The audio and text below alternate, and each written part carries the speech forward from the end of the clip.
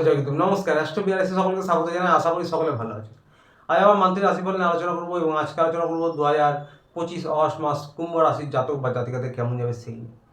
শুরুতেই বলবো এই আলোচনা আপনাদের জীবনে 40 থেকে 50 ভাগ ফলিত হবে। কেউ দয়া করে ভাববেন না এটা 100% ফলিত হতে চলেছে। তার কারণ হচ্ছে বর্তমান পরিস্থিতি অনুযায়ী যার লগ্নগোষ্ঠীর পরিস্থিতির সঙ্গে যতটা বেশি ম্যাচ করবে তার সঙ্গে ততটাই বেশি ফলিত হবে। এবং এটি কারোর লগ্নগোষ্ঠী নিয়ে আলোচনা নয়, সেটা মাথায় রেখে দেখবেন। যার লগ্নগোষ্ঠীতে পরিস্থিতি অত্যন্ত খারাপ বা দশা খারাপ চলছে তার ক্ষেত্রে কিছু বৈষম্য হতেই পারে। এর উদ্দেশ্য হচ্ছে যা কিছু ভালো রয়েছে তা দেখে যেন আমরা ভালোভাবে প্ল্যান করতে পারেন এবং যা কিছু খারাপ বা নেগেটিভ রয়েছে তা দেখে যেন সতর্ক বা সাবধান হতে পারেন। শুরুতেই বলবো যারা কুম্ভ রাশির জাতক জাতিকা রয়েছেন আপনাদের কিন্তু এটা রাশি হিসাবে শনির 7.5 দ্বিতীয় চরণ চলছে এবং আপনাদের যারা বিদ্যার্থী পরীক্ষার্থী রয়েছেন তাদের উদ্দেশ্যেই প্রথমে বলবো যে আপনাদের 5 নম্বর হাউসে রয়েছে দেবগুরু বৃহস্পতি এবং তার সাথে শুক্রদেব এবং দেবগুরু বৃহস্পতির দৃষ্টি নিজের ঘরে পড়ছে 11th হাউস, সেটা আপনাদের সাকসেসের হাউস। তো সুতরাং পড়াশোনায় কিন্তু অবশ্যই চেষ্টা করছেন যারা প্রচেষ্টা প্রয়াস করছেন, পড়াশোনার উন্নতি, বিদ্যায় উন্নতি হবে এবং আপনাদের কিন্তু পরীক্ষার জন্য মোটের ওপর এই সময়টা ভালো। যারা উচ্চশিক্ষায় রয়েছেন, তন্ত্রমন্ত্র জ্যোতিষ নিয়ে পড়াশোনা করছেন তাদের জন্য কিন্তু এই মাসটা মোটের উপর ভালো যাবে। সরকারি পরীক্ষার জন্য বলবো যে 15 তারিখের পর সময়টা বিশেষভাবে ভালো। এবং যারা লাভ রিলেশনে রয়েছেন, প্রেমিক প্রেমিকা রয়েছেন তাদের উদ্দেশ্য বলবো আপনাদের ওই 5 নম্বর হাউস থেকে বিচার করা হয়। তো সুতরাং বুঝতেই পারছেন প্রেম ভালোবাসার জন্য কিন্তু এই সময়টা মোটের ওপর ভালো। এবং আপনাদের যারা দীর্ঘদিন ধরে প্রেমে রয়েছেন, সম্পর্কে রয়েছেন তাদের কিন্তু বিবাহের কথাই হতে পারে, যারা বিবাহ নিয়ে ভাবছেন এবং অন্যান্য যারা রয়েছেন তাদেরও কিন্তু এই সময় বিবাহের কথা এগোতে পারে। আপনাদের একটা বিষয় মাথায় রাখতে হবে যে কুম্ভ রাশির কিন্তু রাশিতে কিন্তু রাহু রয়েছে এবং শনিদেব কিন্তু আবার বকরি, অর্থাৎ বকরি মানে একবার পিছনে ফল দেবেন। তো সুতরাং শনিদেব রয়েছে মীন রাশিতে, কুম্ভ রাশিতেও কিন্তু তিনি ফল দেবেন। এবার কুম্ভ রাশিতে রাহু রয়েছে, তো সুতরাং আবার সেই কিন্তু একটা পিচাস যোগের মতন একটা কন্ডিশন তৈরি হচ্ছে। তো সুতরাং এখন কিন্তু যার জন্য একটু মানসিকভাবে আপনারা বিরক্ত বিব্রত থাকবেন এবং আপনার পরিবার, আপনার কর্ম, এই সবের জন্য আপনার নিজের মানে ভাগ্য বা আপনার নিজের ভাগ্য থেমে রয়েছে এরকম কখনো কখনো মনে হতে পারে। তো এই বিষয়গুলি কিন্তু পুরনো কথা টেনে নিয়ে এসে একটু মনোমালিন্য হওয়া, মনে মুড সুইং করা, হুটহাট রেগে যাওয়া এগুলো থাকছে। কিন্তু তা সত্ত্বেও বলবো প্রেম যারা করছেন তাদের মোটের উপর সময়টা ভালো যাবে, ঘোরাফেরা আনন্দ হলেও থাকছে। এই বিষয়গুলো একটু খেয়াল রাখবেন। যারা হাজব্যান্ড ওয়াইফ রয়েছে তাদের উদ্দেশ্য বলবো আপনাদের কিন্তু 15 তারিখ পর্যন্ত সময়টা মোটের উপর ভালো না। এটা একটু মনোমালিন্য, ঝগড়া, অশান্তি এইগুলো কিন্তু থাকছে। 15 তারিখে আপনাদের যে 7 নম্বরের অধিপতি সূর্যদেব চলে আসবে নিজের স্বক্ষেত্রে।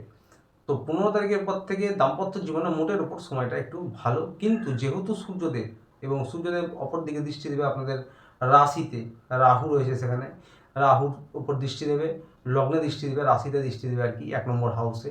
তো সুতরাং যার জন্য কিন্তু একটু ইগোর সমস্যা, একে অপরকে ডোমিনেট করা এগুলোও কিন্তু থাকবে। তবে 15 তারিখের পর থেকে মোটের উপর একটু সময়টা ভালো, সেটা খেয়াল রাখবেন। নিজেদের সম্পর্ক উন্নত করুন, একে অপরকে সাহায্য করুন। পরিবার নিয়ে বলবো পরিবারটা মোটের উপর, পরিবারের পরিস্থিতি, পরিবেশ একরকম থাকবে। পরিবারের সদস্যদের সঙ্গে সম্পর্ক উন্নত করুন। যারা গুরুজন রয়েছে, শ্বশুর শাশুড়ি, বাবা মা, তাদের স্বাস্থ্যের খেয়াল রাখুন। যারা সরকারি বেসরকারি চাকরি করছেন, যারা ব্যবসায়ী রয়েছেন তাদের উদ্দেশ্যে এবার বলবো যে আপনাদের কিন্তু কর্মের যে স্থান অর্থাৎ 10 নম্বর জায়গা, সেই 10 নম্বর ঘর এবং 3 নম্বর ভাব, যে পরাক্রম ভাব, কর্মব্যস্ততার ভাব, সাহসের ভাব, সেই ভাবের অধিপতি মঙ্গল কিন্তু 8ম হাউসে রয়েছে। এটা কিন্তু খুব একটা ভালো না। মঙ্গল এখানে কিন্তু বেশ কিছুটা সময় থাকবে, অর্থাৎ 45 দিন থাকবেন।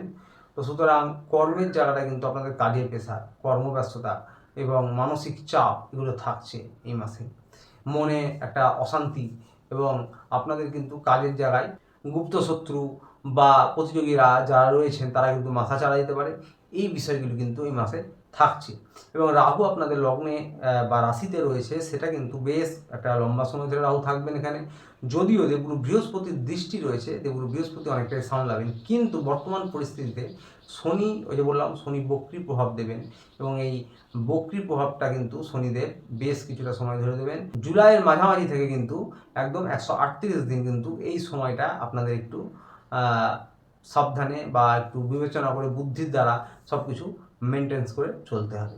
মোটামুটি 4 মাস, 4.5 মাস এই সময় পর্যন্ত একটু আপনাদের একটু খিচিবিচি বা মানসিক একটা অশান্তি, অর্থাৎ রাহুর 1 নম্বরে রয়েছে, লগ্নে রয়েছে, সেখানে রাশিতে রয়েছে, সেখানে আবার শনির বক্রি প্রভাব, অর্থাৎ একটা পিচাস যোগের মতন পরিস্থিতি তৈরি হচ্ছে। তো মানসিক চাপ, কর্মব্যস্ততা, পরিবারের পরিবেশটা, পরিবারের জন্য, বাড়ির জন্য, বা আপনার যে রোজগার করছেন কর্ম করে সেই রোজগারের জন্য আপনার ভাগ্য থেমে আছে এরকম মনে হওয়া, হ্যাঁ, তো মানসিক একটা বিষণ্ণতা, এগুলো কিন্তু থাকবে একটু সময় ধরে।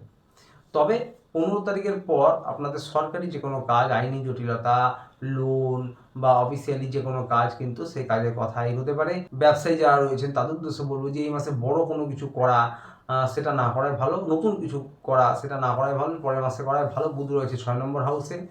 অর্থনৈতিক পরিকাঠামো একই রকম থাকবে এবং আপনারা কিন্তু এই মাসে কর্ম করছেন যারা, প্রচেষ্টা করছেন যারা, তারা মিশ্র ফলাফল পাবেন। রাজনৈতিক ক্ষেত্রে যারা রয়েছেন, যারা সরকারি চাকরির জন্য চেষ্টা করছেন, তাদের জন্য 15 তারিখের পর সময়টা মোটামুটি একটু ভালো।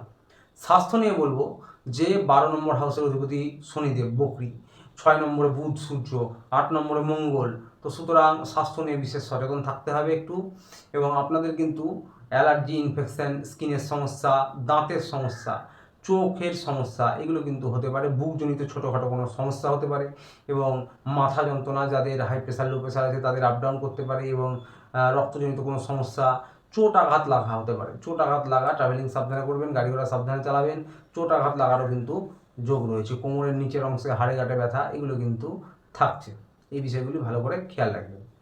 প্রতিকার নিয়ে বলবো, যারা কুম্ভ রাশির জাতক জাতিকা রয়েছেন, মাসে অন্তত একদিন বজরংবলী মন্দিরে গিয়ে পুজো দেন এবং বাড়িতে যদি প্রত্যহ হনুমান চালিসা পাঠ করতে পারেন অত্যন্ত ভালো হয়। বাড়ির ছাদে বা উঠোনে পাখিদের কিছু খাবার খান।